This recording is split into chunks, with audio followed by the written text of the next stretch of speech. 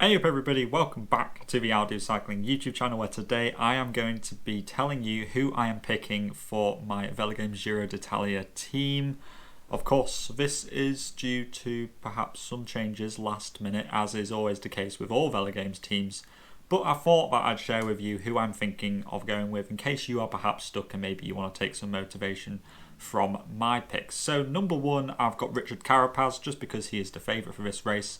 I usually try and go a little bit different, and I try and choose like a lot of GC riders, and usually I just get let down. So this year I'm going to play a bit more safe and just pick the favourite for GC, and that is Carapaz in this case. I think that I expect him to finish on the podium for this race, and that leads me nicely into my second rider, who is João Almeida. I did initially kind of go with Yates or a Bardet here, but I've seen a lot of you picking Almeida, and the more I thought about it, the more it made sense. The TT, of course, on stage 2 will mean that he's up there in GC really early on, and he'll probably stay inside the top 10 unless of a crash or illness. So that makes a lot of sense, and he's also quite punchy, meaning that he could get some bonus seconds in that sense as well.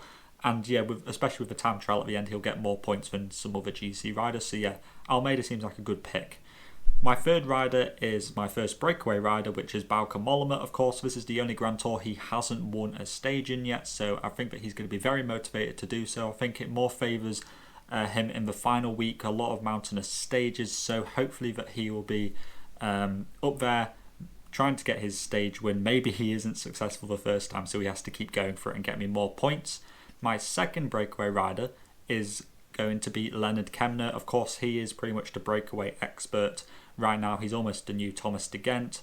Of course, winning multiple breakaway stages in previous years. You know, he's won one at the Dauphiné, one of the Tour of the Alps, the Tour de France. You know, he is just the expert at it. So Kemner seems like a pretty safe pick to me. Hopefully he won't get too tied into protecting all the leaders at Bora.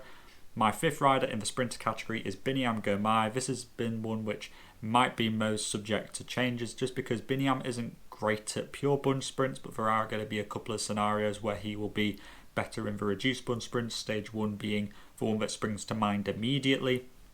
And I do think that he will do well. It's just a matter of, will Biniam Girmay get as many points by staying in the Giro in comparison to somebody like Caleb Ewan or Demar or Cavendish, who might end up leaving after stage 13, for example. That is still yet to be decided. My first unclassified rider is Matthias Skelmos Jensen, the outsider for GC. A good TT, fairly punchy. I think that he's probably one of the locks into my team. He will be staying in this team. I think that he is probably one of the best 6 pointers you can go with, alongside Attila Volter. He is going to be my other 6 point rider, another rider who could finish inside the top 10 in GC, hopefully being inside the top 10 at stage 4 at Mount Etna, and then staying in there till the end of the race will accumulate a lot of GC points throughout the race.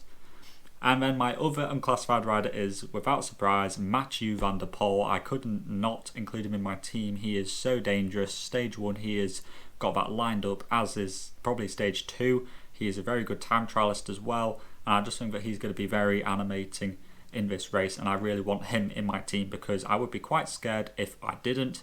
And then my last rider, an 8 point rider, is going to be Thymen Oelensman, just because I do have a sneaking feeling that he could do quite well in this race if Bardet doesn't do too well. He's also very good at time trialing, which means that he could finish inside the top 10 in both of those. And I do expect him to finish fairly high up in GC, say inside the top 15. And I think that he'll just be that steady point accumulator throughout the race. So that is my 9-man team going into the Giro d'Italia. I'm a big fan of it, although I am thinking of some changes perhaps in the sprinter category. But let me know what you think in the comments down below. Let me know what you're thinking in terms of who you're picking in teams. I am loving reading all of the suggestions that you guys are throwing at me, so keep putting them in the comments down below. Any questions, any queries, let me know. And all that is left to say is to keep safe out there, and I'll see you in the next video. Salut!